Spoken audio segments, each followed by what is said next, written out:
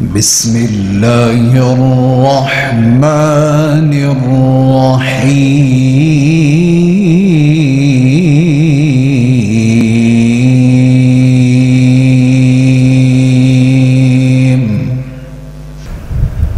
أما بعد فأعوذ بالله من الشيطان الرجيم وكذلك أوحينا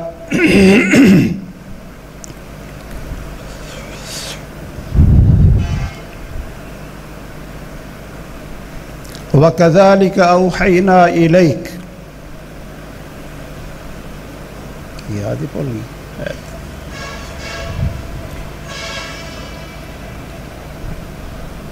وكذلك أوحينا إليك روحا من أمرنا ما كنت تدري ما الكتاب ولا الإيمان وقال صلى الله تعالى عليه وآله وسلم خيركم من تعلم القرآن وعلمه۔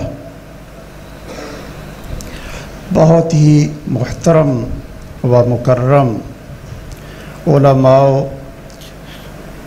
مشائخ اور قابل صد احترام بزرگوں اور بہت ہی قابل قدر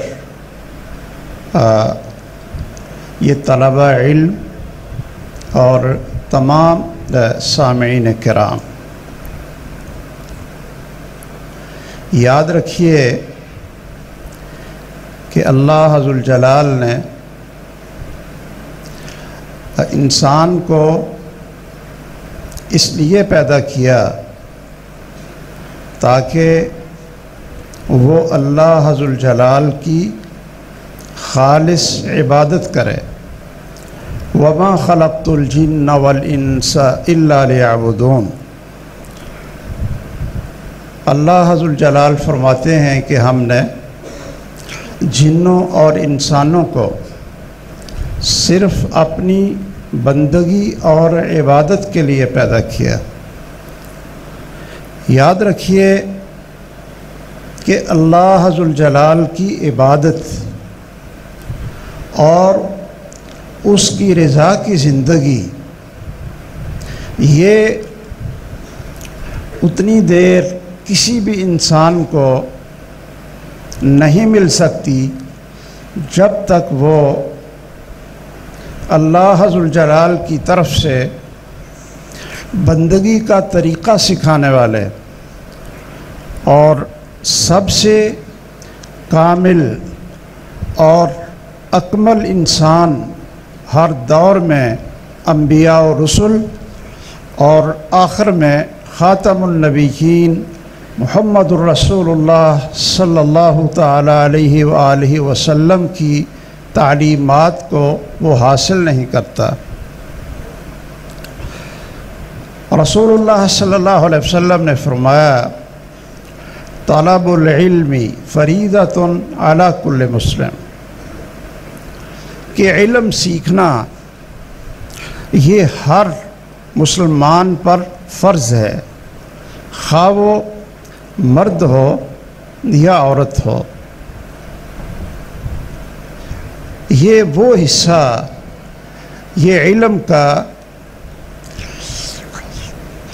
اتنا حصہ کہ جس سے اس کو اپنے فرائض کا پتہ چل جائے اور اللہ ذوالجلال کی بندگی کا طریقہ اور سلیقہ آ جائے، تو وہ علم حاصل کرنا یہ ہر شخص کے اوپر یہ فرض ہے اور واجب ہے۔ اس لیے کہ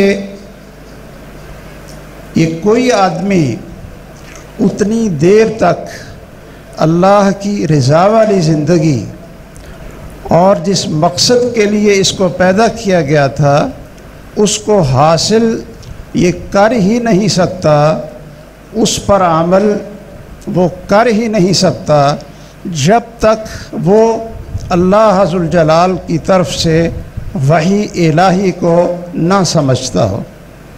امام بخاری رحمہ اللہ نے ایک باب قائم کیا ہے کتاب العلم میں، وہ فرماتے ہیں باب العلم قبل القول والعمل، کہ یہ عنوان یہ ہے کہ بولنے سے پہلے، یعنی کوئی لفظ یا کوئی جملہ بولنے سے پہلے ہر انسان کو پتہ ہونا چاہیے کہ یہ جو میں بات کر رہا ہوں یا جو میں نے یہ جملہ ادا کیا ہے، یہ اللہ کے پسندیدہ کلام میں سے ہے یا اللہ ذوالجلال اس جملے سے بولنے سے ناراض ہو جاتے ہیں۔ دیکھیے، انسان جب بولتا ہے تو بولنے سے پہلے اگر وہ یہ نہیں سوچتا کہ یہ چیز میری زبان سے نکلی ہوئی یہ اللہ ذوالجلال کے آخری پیغمبر محمد الرسول اللہ صلی اللہ علیہ وسلم کی تعلیم سے ہے، یہ علم وحی سے ہے، یہ پتہ نہیں یہ کبھی اونچا ہوتا ہے کبھی۔ رسول اللہ صلی اللہ علیہ وسلم نے فرمایا کہ ایک انسان ایک جملہ بولتا ہے، لا یلقی لہا بالا، اور وہ اس کو اتنی یہ کوئی اہمیت نہیں دیتا، لا یلقی لہا بالا، انسان اس کو ایک عام سادہ جملہ سمجھ کر وہ اپنی زبان سے نکال لیتا ہے۔ تو اس ایک جملے پہ، یعنی ایک کلمے پر اللہ ذوالجلال کی طرف سے وہ ناراضگی ہوتی ہے، اللہ ذوالجلال ناراض ہو جاتے ہیں کہ اس انسان کو ایک جملے کی وجہ سے 70 سال تک جہنم کی گہرائی میں اللہ تعالیٰ پھینک دیتے ہیں، صرف ایک جملے پر۔ اور ایک ہی جملہ ہوتا ہے، ایک ہی جملہ ہے، وہ اللہ تعالیٰ کو اتنا پسند آتا ہے، حالانکہ یہ بولنے والا اس کو کوئی زیادہ یہ اہمیت نہیں دیتا۔ تو اللہ ذوالجلال اس آدمی کے لیے جنت کے دروازے کھول دیتے ہیں کہ اس شخص نے ایک جملہ بولا ہے۔ آپ دیکھیے کہ انسان اپنی زبان سے نکالتا ہے لا الہ الا اللہ، لا الہ الا اللہ، یہ ایک چھوٹا سا جملہ ہے، لیکن اس کا یہ اجر کتنا ہے اور اس کی فضیلت کیا ہے۔ رسول اللہ صلی اللہ علیہ وسلم نے فرمایا کہ افضل الذکر، کہ سب سے افضل ذکر جو اللہ کو پسند ہے اور جس کا اگر یہ کلمہ نصیب ہو جائے انسان کو مرتے وقت، من قال لا الہ الا اللہ دخل الجنہ، وہ آدمی جنت میں داخل ہو جائے۔ اور یہ ایک چھوٹا سا جملہ اللہ ذوالجلال نے اس کو اتنا مرتبہ اور اتنی فضیلت عطا کی ہے کہ حضرت نوح علیہ السلام نے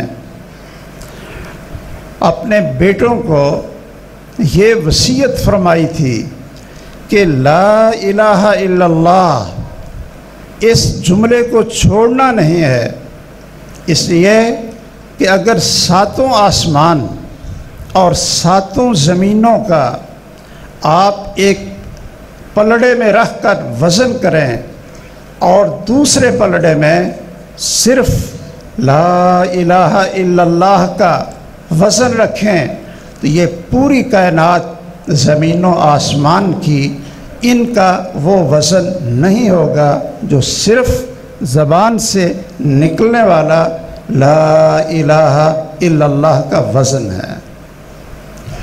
آپ یہ بھی سنتے رہتے ہیں علماء سے کہ سبحان اللہ، سبحان اللہ، یہ ایک چھوٹا سا جملہ ہے۔ الحمدللہ یہ ہر ایک کو آتا بھی ہے اور بول بھی سکتا ہے۔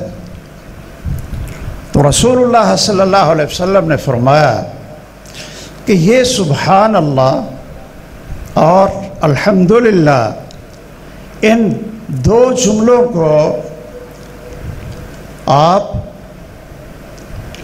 اس کا اجر اور اس کی فضیلت وہ رسول اللہ صلی اللہ علیہ وسلم نے یہ فرمائی کہ زمین سے آسمان تک اللہ ذوالجلال اس کو نیکیوں میں بدل دیتا ہے اور اتنی نیکیاں عطا کرتا ہے کہ جس سے پوری کی پوری زمین آسمان تک اس کو بھر دیا جائے، تملأ المیزان۔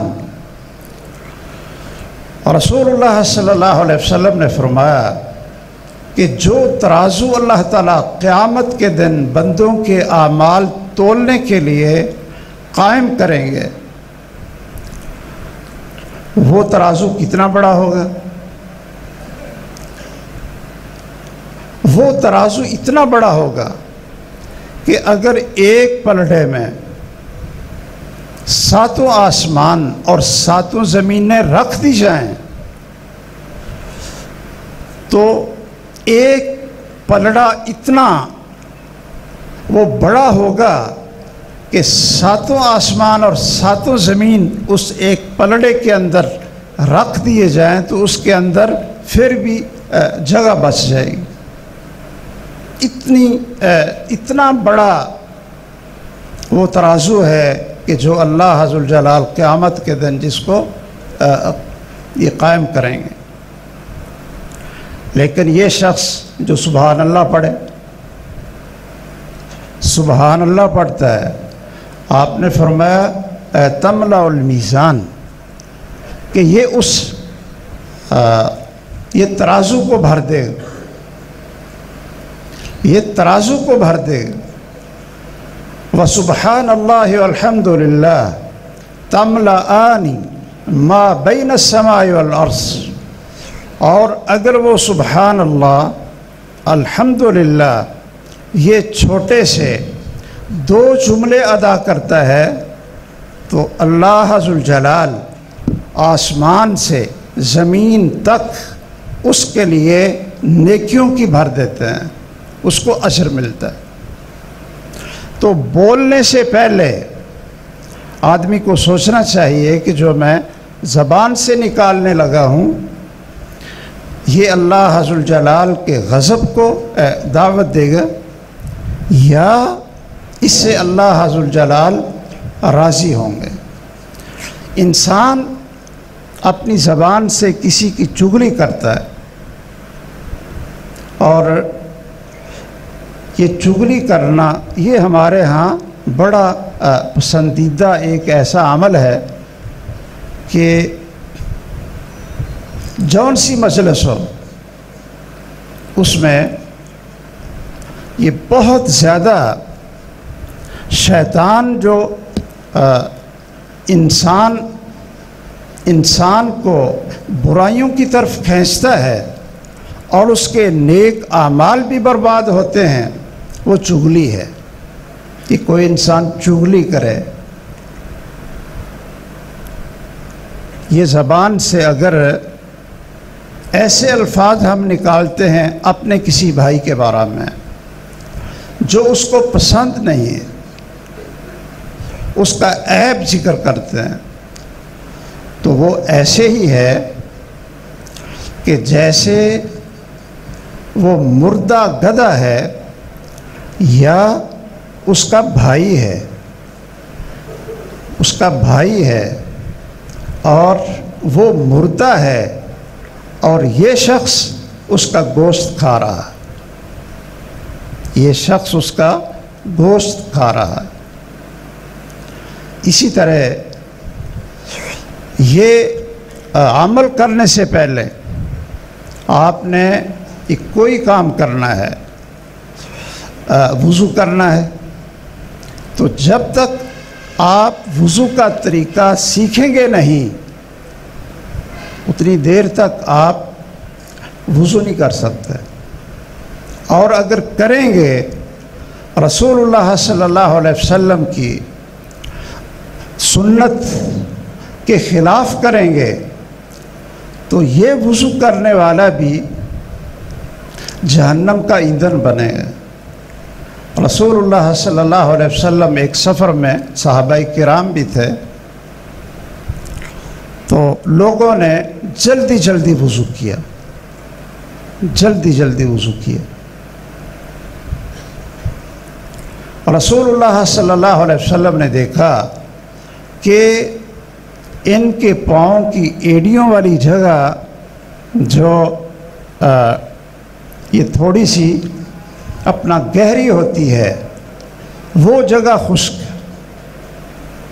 وہ جگہ خشک رہے گی، باقی وضو اس نے صحیح کیا تھا۔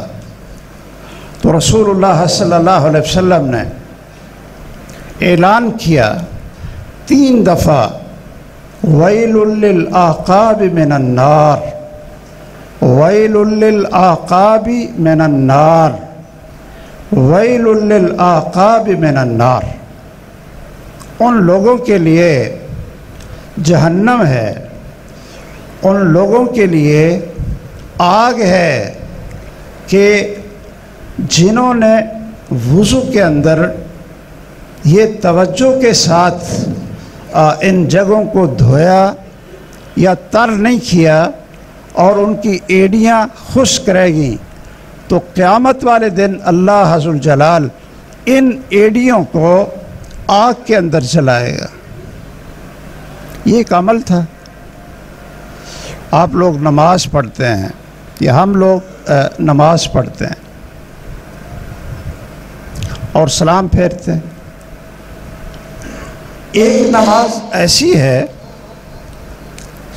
ایک نماز ایسی ہے کہ آدمی نماز پڑھتا ہے تو رسول اللہ صلی اللہ علیہ وسلم فرماتے ہیں ارجع فصلی فإنک لم تصلی، کہ نماز پڑھو، تو نے نماز پڑھی نہیں ہے۔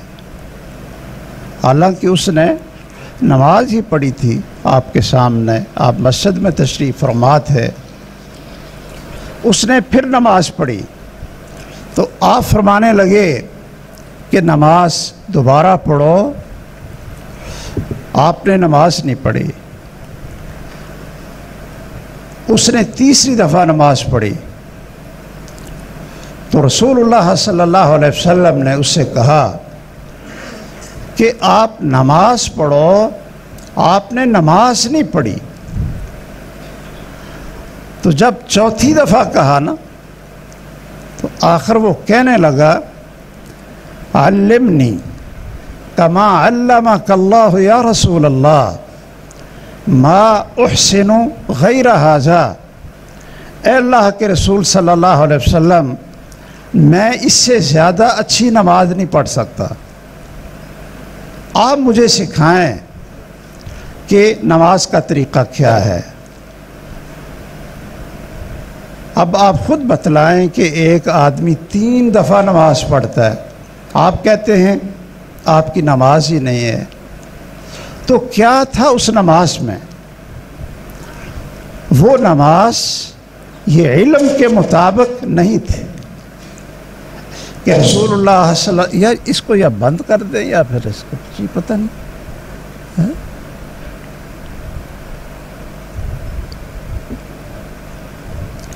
ایک شخص وہ نماز پڑھتا ہے، سلام پھیرتا ہے، تو رسول اللہ صلی اللہ علیہ وسلم نے فرمایا کہ یہ بندہ یہ چور ہے، اور تمام چوروں سے بدترین چور ہے، تمام چوروں سے یہ بدترین چور ہے۔ اسوأ الناس سرقہ الذی یسرق من صلاتی، لوگوں میں سب سے بدتر چور ہے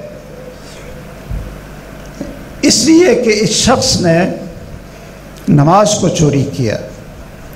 صحابہ کرام پوچھتے ہیں کہ کیف یسرق من صلاتہ یا رسول اللہ، کہ یہ نماز کا چور کیسے ہے جی، نماز کی چوری کیسے ہوتی؟ اگر کوئی روپیہ پیسہ ہو، کوئی قیمتی چیز ہو کسی کی، آپ اس کو لے کر چھپا لیں تو مال تو چوری ہو سکتا ہے، پیسے چوری ہو سکتے ہیں، لیکن یہ نماز، اس کو کیسے چوری کیا؟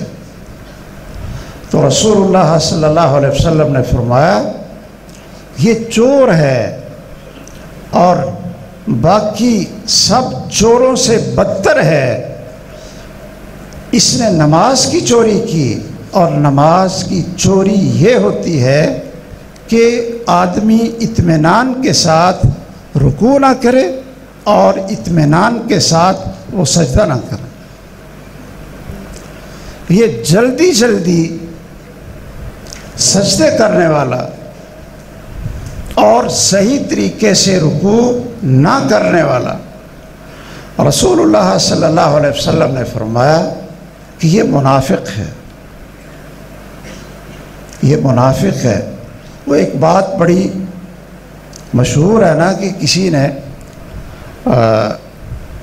ایک خان صاحب کو پوچھ لیا کہ بھئی آپ نماز بڑی جلدی پڑھتے،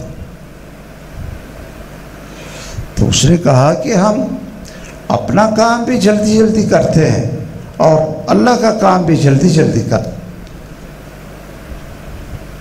جو اتنی جلدی ہو کہ نہ تو اطمینان سے سجدہ، یہ کئی دفعہ ایسے ہوا کہ میں اور محترم ہمارے حافظ مسعود عالم صاحب حافظہ اللہ وسلم وعافاہ،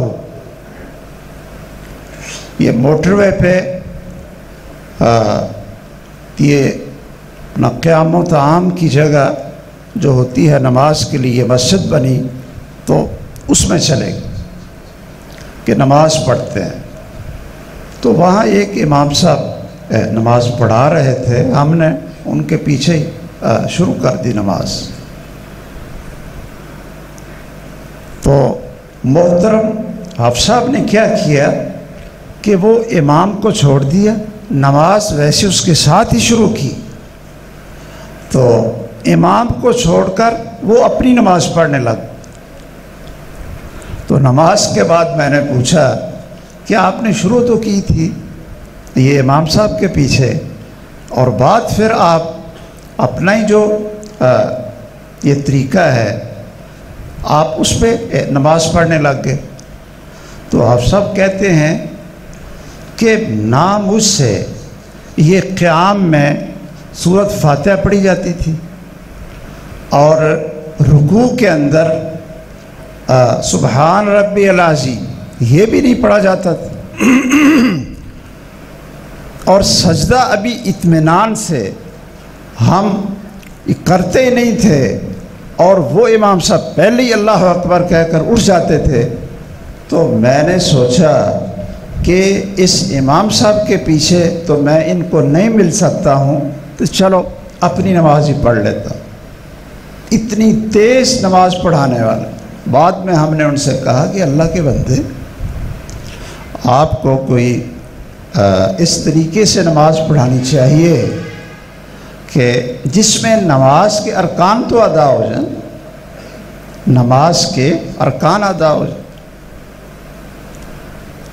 انسان نماز پڑھتا ہے، وہ نماز اس کو چور بنا دیتی ہے، منافق بنا دیتی ہے۔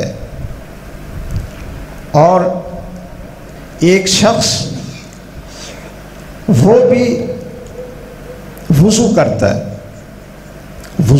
ہے، یہ پہلے ایک آپ کو بتایا نا کہ انہوں نے وضو کیا تو رسول اللہ صلی اللہ علیہ وسلم نے فرمایا ویل للعقاب من النار، کہ تمہاری ایڑیاں یہ آگ میں چلیں گی۔ اور صحیح مسلم میں ہے کہ ایک شخص وضو کرتا ہے، اسبغ الوضو، اور اچھے طریقے سے ٹھہر ٹھہر کر کرتا ہے، اور وضو کر کے پڑھتا ہے اشہد ان لا الہ الا اللہ و اشہد ان محمدً عبدہ و رسولہ، یہ پڑھتا ہے تو اس کو کیا ملتا ہے؟ فتحت لہ ابواب الجنۃ الثمانیہ یدخل من ایہا شاء، کہ یہ وضو کرنے والا فارغ ہو کر جب یہ کلمہ پڑھ لیتا ہے تو اللہ ذوالجلال اس کے لیے جنت کے 8 دروازے کھول دیتے ہیں، جس دروازے سے چاہے جنت میں داخل ہو جائے۔ اب یہ دو وضو میں کیا فرق تھا؟ یعنی پہلے کو جہنم کی آگ کی وعید ہے اور اس کے لیے جنت کے 8 دروازے کھل گئے۔ یہ کیا فرق تھا؟ فرق یہ تھا کہ یہ رسول اللہ صلی اللہ علیہ وسلم کے طریقے کے مطابق اس نے سیکھا اور پھر اس نے وضو کیا۔ رسول اللہ صلی اللہ علیہ وسلم فرماتے ہیں کہ جو شخص اچھی طرح وضو کرتا ہے اور پھر 2 رکعت نماز پڑھتا ہے، یحسن رکوعہا و سجودہا،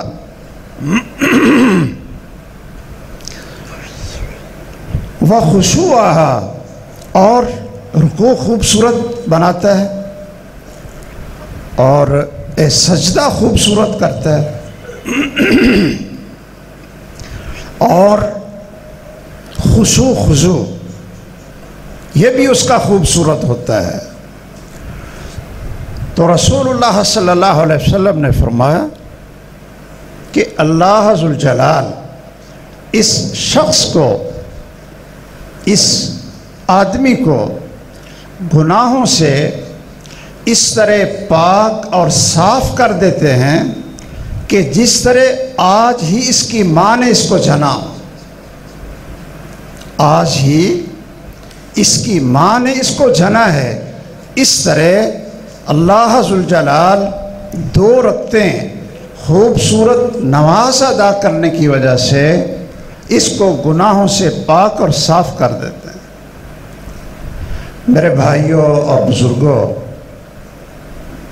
ہر مسلمان کو چاہیے کہ اتنا قرآن اور سنت کا علم حاصل کرے جس سے وہ اپنے فرائض کو ادا کر سکتا ہے۔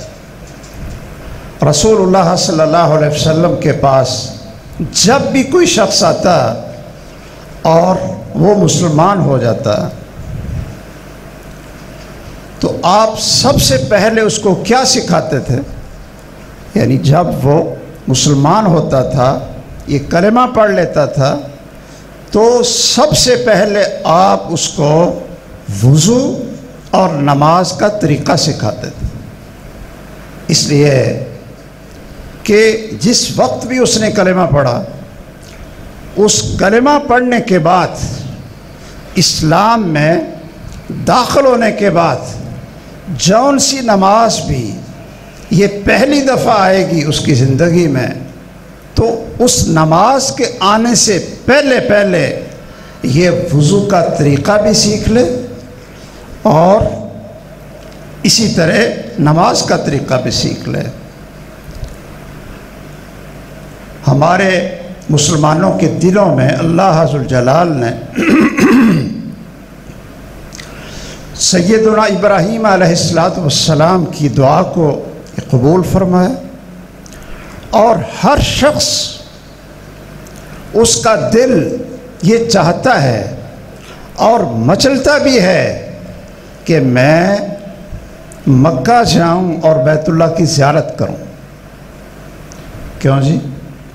کہ میں اللہ کے گھر کی زیارت کروں. یہ ہر شخص چاہتا. ایسے ایسے بزرگ بھی ہم نے دیکھے کہ جنہوں نے 40 سال اور 50 سال وہ تھوڑے تھوڑے پیسے اکٹھے کرتے رہے تو حج کا خرچ پورا کرنے کے لیے 40 سال تک انہوں نے پیسے اکٹھے کیے اور پھر وہ حج پہ جاتے ہیں. یہ کیا تھا؟ فجعل افئدۃ من الناس تہوی الیہم. ابراہیم علیہ السلام نے یہ دعا کی تھی کہ اللہ عز الجلال لوگوں کے دلوں میں بیت اللہ کی وہ چاہت اور محبت پیدا کر دے کہ لوگ پیدل بھی اور سواریوں کے اوپر بھی دور دور سے اس بیت اللہ کی زیارت کے لیے آئیں. اس میں یہ وقت بھی خرچ ہوتا ہے، پیسے بھی خرچ ہوتے ہیں، اور انسان کو سفر کی وہ صعوبتیں بھی برداشت کرنی پڑتی ہیں. لیکن آپ یہ کیا کہیں گے کہ عمرے پہ جانے والے اور حج پہ جانے والے ان کو نہ تو یہ لبیک آتی ہے، لبیک اللہم لبیک، لبیک لا شریک لک لبیک ان الحمد والنعمت لک والملک لا شریک لک. وہ ہمارے پاس آتے ہیں حج کا طریقہ سیکھنے کے لیے، تو ہم ان سے کہتے ہیں کہ ظاہر ہے کہ آپ نے نماز بھی پڑھنی، تو آپ کو نماز آتی ہے؟ وہ کہتا ہے میں نے کبھی پڑھی نہیں. اچھا وضو کی دعائیں سناؤ. اس کو وضو کی دعائیں نہیں آتی. کہ پچھلے سال جب میں گیا تو میرے ساتھ ایک بزرگ تھے، ان کے ساتھ وہ یعنی بڑی عمر کی خاتون یہ میاں بیوی تھے، تو وہ میرے ساتھ تھے سیٹ میں. میں نے ان سے پوچھا کہ آپ کو کتنا یہ موقع ملا ہے، کتنی دفعہ آپ نے عمرہ کیا ہے؟ کہتے ہیں جی پہلے ہم 2 دفعہ آ چکے ہیں اور یہ تیسری دفعہ ہے. تو میں نے کہا آپ کو نماز آتی ہے؟ کہتے ہیں نہیں. میں نے کہا آپ کو تلبیہ آتا ہے؟ کہتے ہیں نہیں. جو چیز میں نے پوچھی، میں نے پوچھا کہ کلمہ صحیح آتا ہے؟ لا الہ الا اللہ محمد الرسول اللہ آتا ہے؟ تو دونوں کہتے ہیں کہ ہمیں کلمہ نہیں آتا. تو میں نے کہا بزرگوں آپ ایک کوئی مہینہ پہلے کسی مسجد کے عالم کے پاس بیٹھ جاتے تو کم از کم یہ کلمہ صحیح کر لو. اور لبیک بھی آپ کو نہیں آتا، آپ کو نماز پڑھنی نہیں آتی، تو آپ عمرے پہ جا رہے ہیں. تو کہتے ہیں جی اللہ قبول کرے، اللہ قبول کرے. اور دیکھ کر میرے پاس کتاب تھی تو میں نے کہا یہ اردو میں یہ ترجمہ ہے ایک عربی کتاب کا، تو آپ ایسا کریں کہ اس کو دیکھ کر پڑھ. جب وہ جہاز والوں نے اعلان کیا نا کہ ابھی آپ کا جہاز وہ میقات کی حدود سے گزرے گا، تو میں نے وہ کتاب نکال کر ان کے سامنے کی کہ آپ دیکھ کر تو پڑھ لو. تو کہتے جی ہمیں پڑھنا نہیں آتا، اور ہیں بیچارے مسلمان ہیں اور پیسے اکٹھے کرتے رہے، حج پہ جا رہے.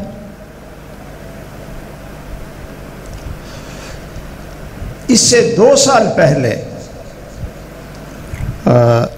یہ حج کا موقع تھا، اور حج کے بعد جو مینا کے ایام گزارنے تھے تو اس کے دوران یہ ہمارے محترم جو بھائی ہیں سارے، عبدالرؤف صاحب، عبدالماجد صاحب، عبدالخالق صاحب، یہ ان کا ایک بہت بڑا کمرہ انہوں نے اپنی رہائش میں رکھا ہوا ہے، اور وہ 24 گھنٹے اس کا دروازہ یہ کھلا ہی رہتا ہے 24 گھنٹے۔ میں کئی دفعہ رات کو آیا ہوں مکہ سے واپس 2 بجے، رات کے 3 بجے دروازہ کھلا ہے۔ اللہ ذو الجلال ان کی مہمان نوازی کرے جس طرح یہ اللہ کے بندوں کی مہمان نوازی کرتا ہے۔ اللہ جنت میں ان کی مہمان نوازی فرمائے۔ وہاں ایک آدمی آیا سرگودے کا، تو یہ باتیں کرنے لگ گئے۔ اس آدمی نے کہا کہ ہم جس خیمے میں تھے اور ہمارے گاؤں کے مولوی صاحب ہمیں ساتھ لائے تھے، تو اس مولوی صاحب نے ہمیں کہا ہے کہ جی آپ کے نکاح کی تجدید کر دیتے ہیں، کہ آپ نا دوبارہ نکاح پڑھ لو۔ یہ بالکل سامنے کی بات کہ 200 ریال مجھے دے دو تو میں آپ کا نکاح پڑھاتا۔ تو انہوں نے کہا جی کس لیے؟ ہم تو مسلمان ہیں اور یہ نکاح ہمارا جو ہے نا، کئی بچے اور بچیاں اللہ ذو الجلال نے ہمیں دے دی، تو یہ اب نکاح کس لیے پڑھنا ہے؟ تو وہ ماشاءاللہ مولوی صاحب نے کہا کہ شاید، یعنی شاید آپ سے زندگی میں کوئی لفظ ایسا زبان سے نکلا ہو، ایسا کوئی لفظ زبان سے نکلا ہو جس سے انسان یہ مرتد بن جاتا ہے، اسلام سے نکل جاتا ہے۔ تو اس لیے بطور احتیاط کہ آپ کا حج ضائع نہ ہو، آپ کی نمازیں ضائع نہ ہوں، اس لیے آپ ایسا کرو کہ نکاح پڑھوا لو۔ ویسے کئی حضرات ہیں وہ نا لوگوں کے نکاح بڑی جلدی توڑتے ہیں، اور ایسے بد نصیب ہیں کہ یہاں سے حج اور عمرے پہ جانے والوں کو کہتے ہیں کہ اگر تم نے وہاں کے اماموں کے پیچھے نماز پڑھ لی بیت اللہ میں جماعت کے ساتھ تو آپ مرتد ہو جائیں۔ یہ اگر کسی کو یاد ہو تو جب امام کعبہ ایک دفعہ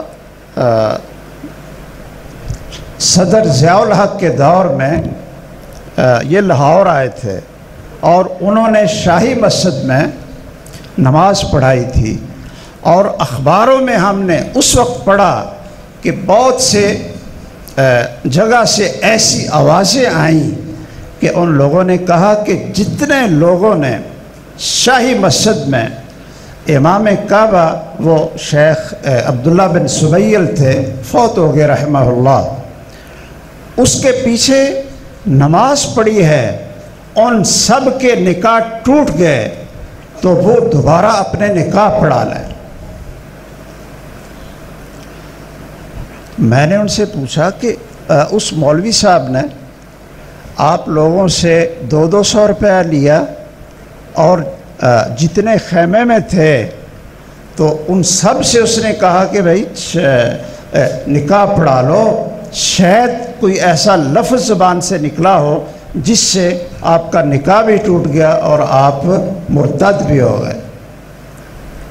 میرے بھائیوں اور بزرگوں، ہر قول سے پہلے، ہر عمل سے پہلے یہ علم ہونا چاہیے، ہم مسلمان ہیں، کہ ہمارا اسلام کیسے ہمارے اندر زندہ رہتا ہے، خود بھی اور اپنی اولاد کو بھی اس طرح دین کے اوپر لگانا چاہیے، اور یہ چیزیں سیکھنے سے حاصل ہوتی ہیں، اور مسلمان کے گھر میں یہ پیدا ہونے سے یہ چیزیں حاصل نہیں ہوتی ہیں۔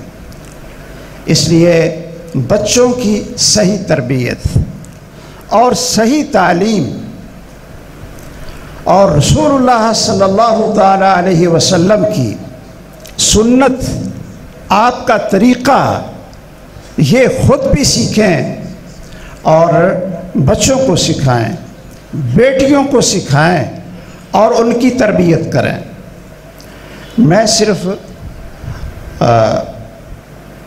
دو چیزیں صرف تقابل کے لیے آپ حضرات سے میں عرض کرتا ہوں۔ ایک واقعہ تو پاکستان کا ہے اور دوسرا واقعہ وہ سعودیہ کا ہے۔ پاکستان میں یہ اخباروں میں آیا، شاید آپ حضرات نے بھی پڑھا ہو، کہ ایک نوجوان تھا، اس کو جیل کی سزا ہو گئی اور اس کی پھانسی کا وقت آیا۔ پھانسی کا وقت آیا تو وہ اس سے کہتے ہیں نا کہ بھائی آپ کو کل یا پرسوں یہ آپ جو ہے نا پھانسی آپ کو لگنے والی ہے، تو آپ اپنی چاہت بتا دیں کوئی۔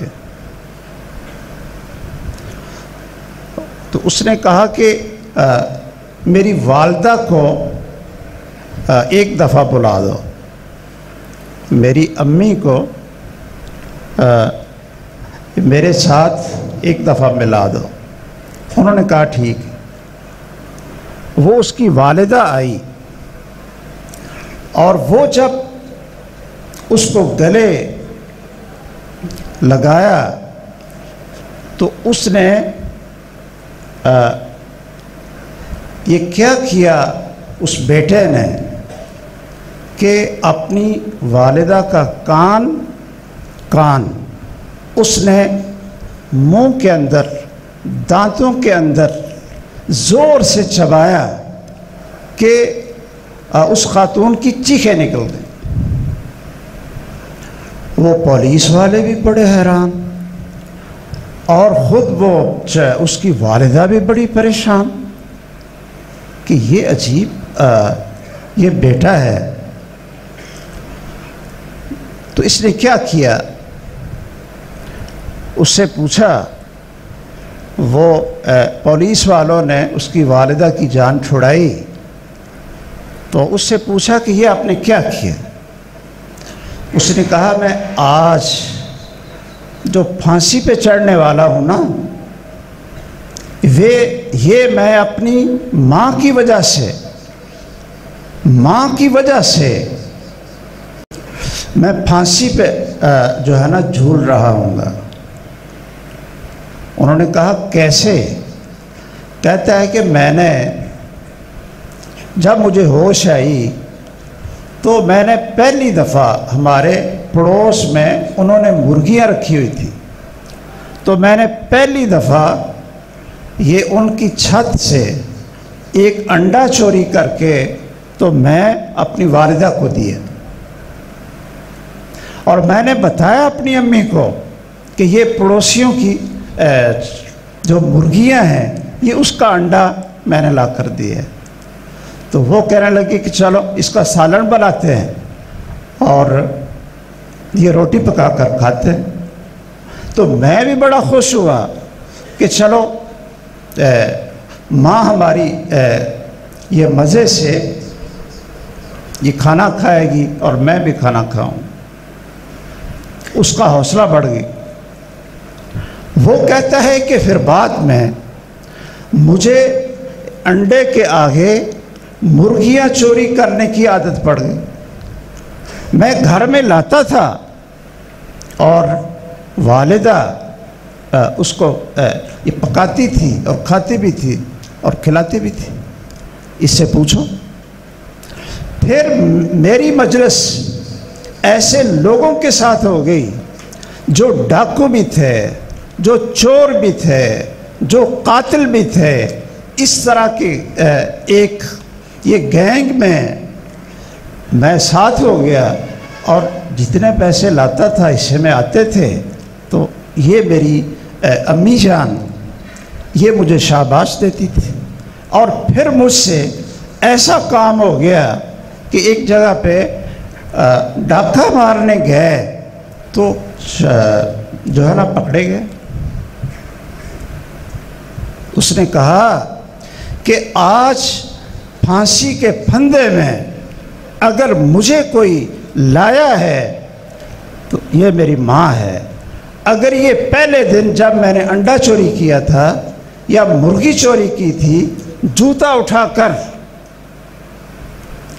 وہ مجھے مارتی، گھر سے نکال دیتی، مجھے سزا دیتی، تو میں بھی ان چیزوں کو چھوڑ دیتا۔ ان چیزوں پہ مجھے لگایا کس نے تھا؟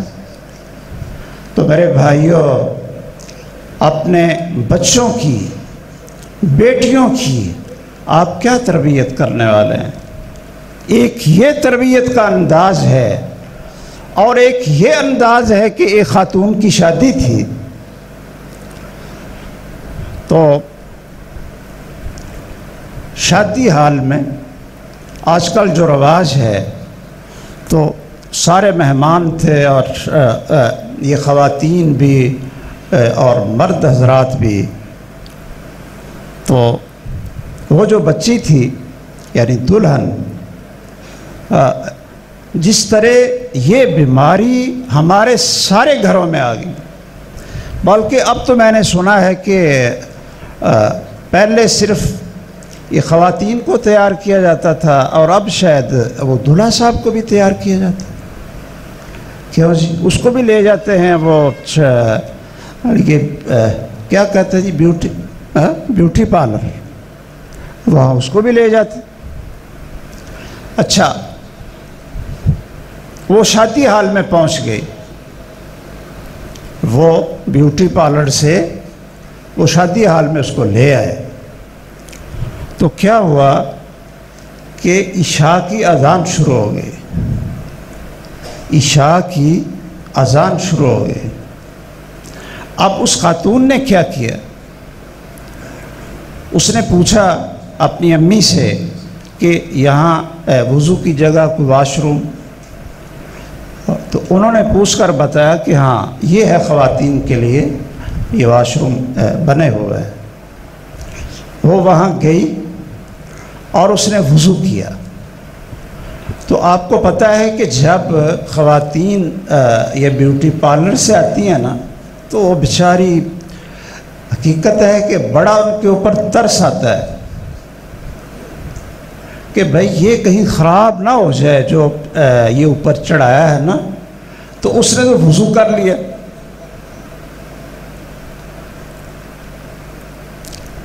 تو جتنے ان کے عزیز تھے وہ اس کو ڈانٹنا شروع ہو گئے کہ یہ کیا اس نے شکل بنا لی ہے، یا تو یہ سارے کا سارا اتارتی، اور اس نے صرف وضو کیا ہے، تو اب اس کا چہرہ یہ کیسا بن گیا۔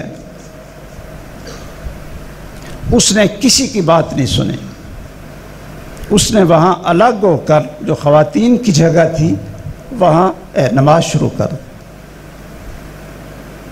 اس کی ماں کو لوگوں نے پوچھا کہ یہ بیٹی آپ کی، یہ کیا اس کی تربیت ہے؟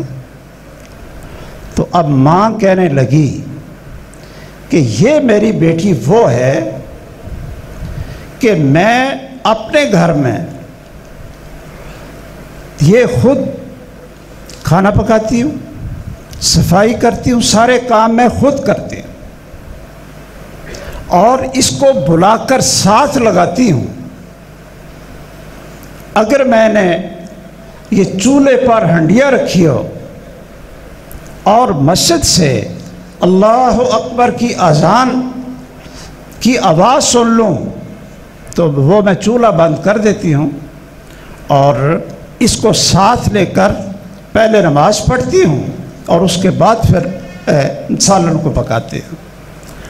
میں اگر چولہے پر روٹی ڈالی ہوئی ہو اذان شروع ہو جائے اسی وقت وہ چولہا بند کر کے تو اس کو ساتھ لے کر بعد میں نماز پڑھتے ہیں۔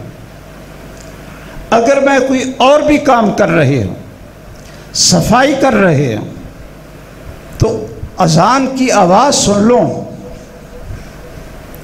تو ہر چیز اسی وقت چھوڑتی ہوں اور اس بچی کو ساتھ لے کر میں نماز پڑھتی ہوں اور پھر اپنا کام کرتے ہوں۔ یہ پوری زندگی میں نے اس بیٹی کی اس طریقے سے تربیت کی ہے۔ تو اب وہ بیٹی میک اپ کر کے وضو کر رہی ہے، اس نے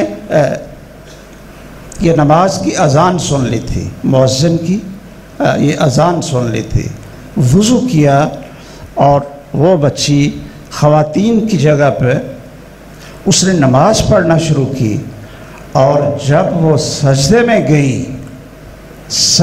گئی تو اس بچی کو موت آ گئی اور وہ سجدے میں پڑے پڑے فوت ہو گئے۔ اب یہ کتنی خوبصورت ہے یہ تربیت۔ ایک ماں ہے کہ جس کا اس کا بیٹا وہ اس کا کان کاٹ رہا ہے اور وہ چیخیں مار رہی ہیں، اور ایک یہ ماں ہے کہ جس نے اپنے یہ بیٹی کی تربیت کی ہے کہ شادی کے موقع پر بھی اس نے یہ نماز نہیں چھوڑی ہے، وقت پہ نماز پڑھی۔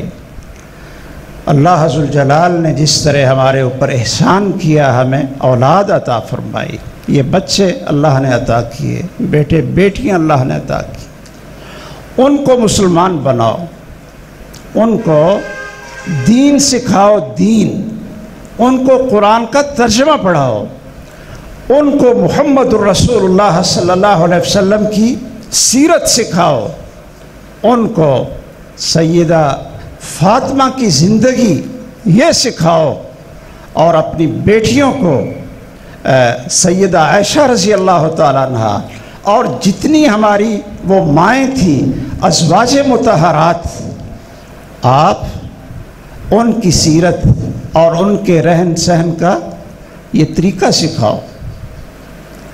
اللہ ذوالجلال ہمارے لیے آسانی فرمائے۔ میں کئی دفعہ یہ کہتا ہوں، اور کئی دفعہ موقع بھی ایسا ہوتا ہے کہ وہ لوگ اس طرح غم میں ہوتے ہیں، باپ فوت ہو گئے اور بڑی اس نے یہ مال اور دولت اس نے اکٹھا کیا، وہ فوت ہو گیا، تو مجھے یہ جنازے کے دوسرے تیسرے دن ایک بزرگ نے ان کے خاندان سے انہوں نے بلایا، تو مجھے کہتے ہیں جی یہ ذرا سارا خاندان اکٹھا ہے، تو یہ بچہ بڑا رو رہا ہے، ان کا بیٹا ہے جو فوت ہو گئے تھے، تو یہ ذرا ان کو تسلی دو اور یہ ذرا ان کو نصیحت کرو۔ تو میں نے اس بچے سے پوچھا، میں نے کہا بیٹا جی آپ کدھر رہتے ہیں؟ کہتے ہیں میں یورپ میں پڑھا ہوں، اور وہاں سے آ کر تو میں نے اپنا کام شروع کیا ہے اپنے ابو کے ساتھ۔ میں نے اس سے پوچھا کہ کل جنازہ ہوا تھا، آپ کے ابو نے اپنی ساری زندگی یہ محنت کر کے جو زمینیں بنائیں اور یہ پلاٹ بنائے، اربوں کروڑوں کے پلاٹ بنائے، اور آپ کو بڑی محنت کر کے باہر سے پڑھایا، تو یہ آپ نے کل جنازہ پڑھا ہے تو آپ کو نماز جنازہ کی دعا یہ آتی ہے کہ نہیں؟ کہتا ہے جی مجھے تو نماز نہیں آتی، تو یہ جنازہ کی دعائیں مجھے یہ بالکل نہیں آتی۔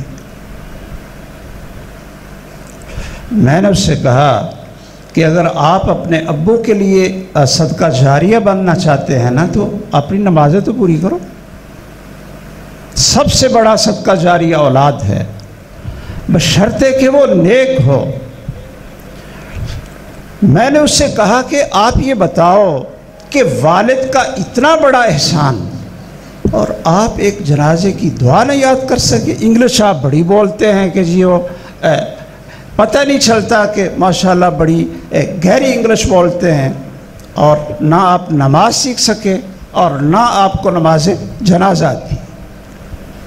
ہم نے بھی اپنی اولادوں کو پالا ہے، تو کوئی ایسا ہوگا خوش نصیب کہ جو اپنے بیٹوں سے کہے کہ بیٹا اور تو پتہ نہیں آپ نے ہمارے لیے کچھ کرنا ہے کہ نہیں کرنا، تو کم از کم جب جنازہ ہمارا آپ پڑھا دیں.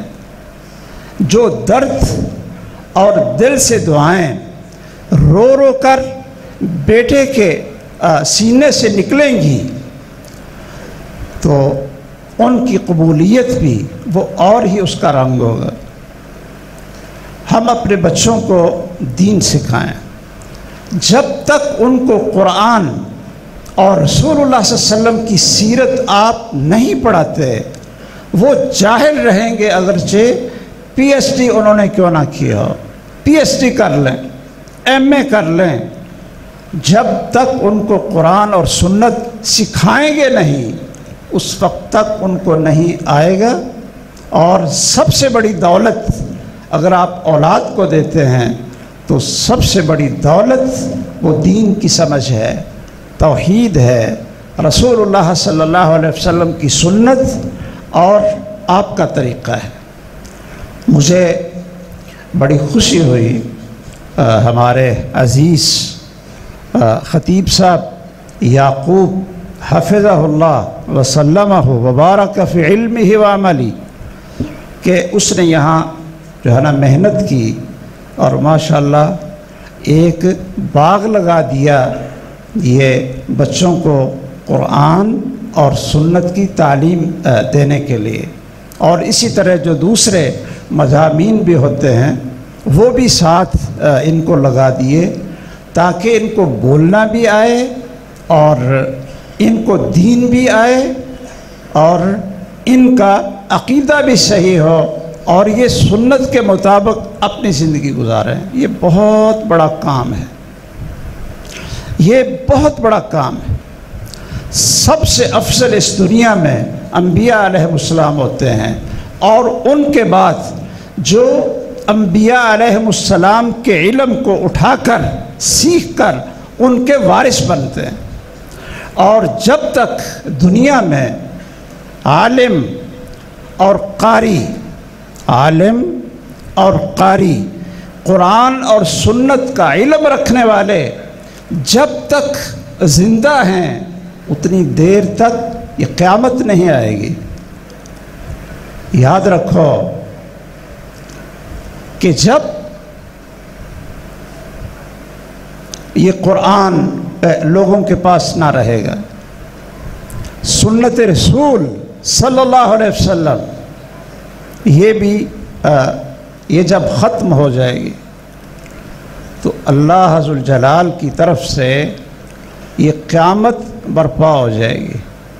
اس کا معنی یہ ہوا کہ یہ مساجد، یہ مدارس اور یہ دین سکھانے ادارے ادارے وہ ہر ایک کے محسن ہیں کہ جب تک وہ قرآن اور سنت کی تعلیم دیتے رہیں گے اتنی دیر تک یہ دنیا قائم رہے گی. اور جب قرآن اور سنت کا علم رکھنے والے یہ اٹھ جائیں گے اسی وقت اللہ ذو الجلال قیامت برپا کر کے اس ساری دنیا کو تہس اور نہس کر دیں. اس لیے یہ لوگ ہمارے بڑے محسن ہیں. یہ جو بچے قرآن حفظ کرتے ہیں اور دین پڑھتے ہیں اور جو علماء ان کو پڑھاتے ہیں ان کا آپ پر ہم پر بہت بڑا احسان ہے کہ ہمارا وجود اور ہمارے کاروبار ہمارے اور پوری انسانیت کے یہ ان کی وجہ سے کہ ابھی دنیا میں قرآن اور سنت رسول بولنے والے ہیں، تو یہ اللہ عز الجلال نے اس کو محفوظ کیا ہوا ہے۔ اللہ تعالیٰ بہت ہی مبارک بنائے ان والدین کے لیے کہ جنہوں نے اپنی اولاد کو قرآن سکھا رہے ہیں اور حدیث رسول صلی اللہ علیہ وسلم سکھا رہے ہیں۔ اور میں دعا گو ہوں کہ ایک دفعہ جب یہ مسجد کی تعمیر شروع ہوئی تھی تو میں واپس جانے لگا تو مجھے ہمارے بہت ہی یعنی محترم حافظ محمد دین صاحب رحمہ اللہ وغفر لہ ورفع درجاتہ فی اعلی علیین، اللہ عز الجلال ان کے درجے جنت میں بڑھائے اور ان کی قبر کو روشن کر دے اور جنت کا باغ بنا دے۔ مجھے کہنے لگے جی یہ دیکھ لو ذرا جی، ہم نا یہاں قریب کوئی مسجد نہیں تھی، تو اس وقت یہاں کوئی اتنی آبادی بھی نہیں تھی۔ اس اللہ کے بندے نے یہ مسجد اور ساتھ یہ مدرسہ، یہ ہے صدقہ جاریہ، اور ساتھ انہوں نے اپنی اولاد کو لگایا، اپنی اولاد کو ساتھ لگا لیا، اور ماشاءاللہ آپ دیکھ رہے ہیں کہ کس طرح بہار ہے۔ یہ اللہ عز الجلال یہ ساری چیزیں ان کے لیے صدقہ جاریہ بنا ہے، اور ان کے درجات کو اللہ عز الجلال بلند رکھے، اور ان کی اولاد کے لیے بھی ہم دعا گو ہیں کہ اللہ نے ان کو دین کا خادم بنایا۔ ٹھیک ہے اللہ عز الجلال نے دنیا بھی دی، لیکن دنیا تو اللہ عز الجلال بڑے لوگوں کو دے دیتے ہیں، اپنے دشمنوں کو بھی دے دیتے ہیں اور اپنے بندوں کو بھی دے دیتے ہیں، لیکن ایمان کی دولت، قرآن کی دولت، یہ صرف اللہ تعالیٰ اس شخص کو دیتے ہیں کہ جس پر اللہ تعالیٰ راضی ہو جائیں۔ ایمان اور قرآن کی دولت اللہ اپنے دشمنوں کو نہیں دیتے، اپنے دوستوں کو دیتے ہیں۔ اس لیے ہم سارے اس راہ پہ چلیں کہ اپنے علم کو جو ہے نا محنت سے سیکھیں، اور پھر یہی عزیز طلبہ جب گھروں میں جائیں اور اپنی بستی میں جائیں تو وہاں لوگوں کو، اپنے والدین کو نماز بھی سکھائیں، وضو کا طریقہ بھی سکھائیں، اور ان کو دین بھی سکھائیں۔ یہ ایک بہت بڑی مبارک زندگی ہوگی، سب کے لیے مبارک ہو، بچوں کے لیے بھی، اور اللہ عز الجلال اساتذہ کی زندگی بھی مبارک بنائے جنہوں نے محنت کر کے ان بچوں کو پالش کیا ہے۔ اللہ عز الجلال اس ادارے کو قائم رکھے، دائم رکھے، اور یہ جو نور اس ادارے سے سیکھ کر بچے جا رہے ہیں، اللہ عز الجلال اس کو قیامت تک اس کو آباد رکھے۔ اور جو ماشاءاللہ سامعین ہے، اللہ تعالیٰ یہ توفیق دے آپ سب کو کہ آپ بھی دین سیکھیں، آپ بھی کیا کریں، دین سیکھیں۔ کئی جگہ پر مسجد یا کوئی مدرسہ بنتا ہے تو وہ لوگ بلا لیتے ہیں، کہتے ہیں جی ہمارے ہاں بچوں کو پڑھانے کے لیے ہمارے ہاں بندوبست ہے، تو آپ نا بچوں کو بھیجو۔ تو میں وہاں یہ عرض کرتا ہوں کہ بھائی یہ صرف بچے ہی رہ گئے ہیں کہ جن کو قرآن اور نماز اور سنت رسول یہ نہیں آتی، اور جتنے ان کے باپ ہیں، یہ جتنے بابے ہیں، ان کو ہر چیز آتی۔ آپ کہتے ہو کہ جی بچوں کو بھیجو، اور یہ جو بابے ہیں ان کو کون سکھائے گا؟ ان کو کون سکھائے گا؟ اس لیے بڑوں کے لیے بھی کلاس کھولو، ہر جگہ پہ بڑوں کو بٹھاؤ، بڑوں کو بٹھاؤ۔ شاید آپ نے بھی اخباروں میں پڑھا ہو کہ یہ شاہ سلمان جو اس وقت سعودی عرب کا یہ جو بادشاہ ہے، یہ قسیم میں ایک خاتون تھی، 80 سال کی عمر میں اس نے قرآن حفظ کیا۔ 80 سال کی عمر میں اس نے کیا کیا؟ قرآن حفظ کیا۔ تو جب اخباروں میں یہ بات بڑی یہ اٹھائی گئی، تو جب ان کو پتہ چلا تو یہ اس ملک کا بادشاہ اس خاتون کو ملنے کے لیے اور اس سے دعا کروانے کے لیے وہ وہاں قسیم پہنچتا ہے، اس خاتون کے گھر جاتا ہے اور اس کو انعام منہ مانگا اس کی پیشکش کرتا ہے، اور وہ 80 سال کی خاتون وہ کہتی ہے کہ یہ دنیا کی دولت کی مجھے ضرورت نہیں ہے، اللہ ذوالجلال نے جو قرآن کی دولت اور نعمت مجھے عطا کر دی ہے، مجھے اور کسی چیز کی ضرورت نہیں۔ تو ہمارے پتہ نہیں ان بزرگوں کو کیا ہوتا ہے، ابھی ماشاءاللہ کاروبار بھی کر رہے ہوں گے اور زمینیں بھی کاشت کر رہے ہوں گے، اور جب کہتے ہیں نا یہ دعا سیکھ لو بزرگوں، وہ کہتے ہیں اب ہماری زبان پر چڑھتی نہیں، باقی ہر چیز چڑھ جاتی ہے، یہ قرآن اور دعائیں نہیں چڑھتی۔ میں نے ایک دفعہ ایک درس میں بلکہ خطبے میں نے کہہ دیا کہ یہ جتنے حضرات ہیں ماشاءاللہ بیٹھے ہیں، کوئی پی ایچ ڈی ڈاکٹر بھی شہروں میں ہوتے ہیں، بڑے پڑھے لکھے، کہتے ہیں جی یہ بہت پڑھا لکھا ہے، نماز میں پہلی صف میں ہوتا ہے۔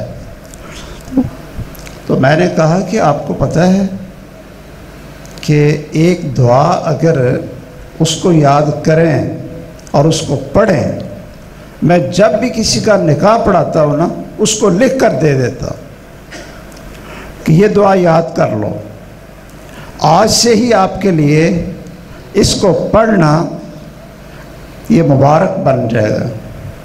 ایک ہمارا شاگرد تھا، وہ جہاں میں درس دینے جاتا تو ادھر ہی آ جاتا، جب اس کے نکاح کا وقت آیا تو مجھے کہتا ہے کہ جی میں نے نا نکاح افسر سے پڑھانا ہے۔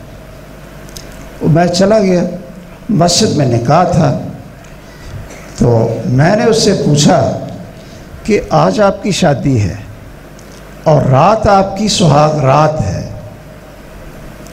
تو آپ کو پتہ ہے کہ رسول اللہ صلی اللہ علیہ وسلم نے جب آپ میاں بیوی رات کو اکٹھے ہوں گے تو رسول اللہ صلی اللہ علیہ وسلم نے ایک دعا سکھائی ہے، اگر وہ دعا پڑھ لے آدمی تو رسول اللہ صلی اللہ علیہ وسلم نے فرمایا ہے کہ اللہ ذوالجلال جو اس کو اولاد دے گا لم یضرہ الشیطان ابدا، کہ اس کی اولاد کو پوری زندگی شیطان داؤ نہیں لگائے گا، اس کی زندگی مبارک ہوگی۔ تو میں نے اس سے کہا کہ بسم اللہ اللہم جنبنا الشیطان وجنب الشیطان ما رزقتنا۔ یہ نا بچے یہ خوش ہو رہے ہیں کہ ہمیں تو اساتذہ نے سکھائی ہوگی اور ابھی ان بیچاروں کی شادی بھی نہیں ہوئی، اور جنہوں نے ماشاءاللہ 6 7 بچے پیدا کر لیے ہیں اللہ کی توفیق سے، اور ان کو ابھی تک یہ دعا یاد نہیں ہے۔ وہ میں نے اس بچے سے پوچھا کہ آپ ہمارا ہر درس سنتے ہیں، تو آپ کا نکاح پڑھاؤں گا تو میں نے یہ دعا بھی سننی۔ اب وہ بیچارہ بڑا پریشان، میں نے وہ دعا لکھ کر دی، میں نے کہا 10 منٹ میں یاد کرو پھر آپ کا نکاح پڑھاتا ہوں۔ بڑے بزرگ تھے، اس موقع پر ایک بابا آ کر رونے لگ گیا، کہتا ہے جی میں نے تو ساری زندگی مسجد کی خدمت میں گزار دی، یہ آپ علماء کی غلطی ہے کہ آپ ہمیں بتاتے کیوں نہیں؟ کیا کسی نے کبھی درس میں یا کبھی خطبے میں یہ چیزیں جو تعلیم کی چیزیں ہیں، دین کے لیے ضرورت ہے، اپنے بچوں کے لیے ضرورت ہے، یہ ہم بھی بیان کرتے شاید شرماتے ہیں اور سننے والے بھی شرماتے ہیں، اور یہ محمد الرسول اللہ صلی اللہ علیہ وسلم کی تعلیم ہوتی ہے اور اس کے اندر برکت ہی برکت ہے۔ اللہ تعالی ہمیں اسلام پر زندہ رکھے اور اسلام پر موت دے، اور ساری زندگی اسلام کے مطابق ہمیں گزارنے کی توفیق دے۔ اور اللہ ذوالجلال جنہوں نے اس میں حصہ لیا ہے، اساتذہ ہیں، انتظامیہ ہے، اور ہمارے محترم حافظ محمد دین صاحب، جتنی ان کی اولاد ہے، اللہ ان کے اعمال کو یہ قبول فرمائے، اور اس سے بھی زیادہ اللہ ذوالجلال ان کی زندگی مبارک کرے اور ان کو دین کی خدمت کا جذبہ عطا کرے، آمین۔ وآخر دعوانا ان الحمد للہ رب العالمین، سبحانک اللہم وبحمدک، اشہد ان لا الہ الا انت، استغفرک واتوب الیک۔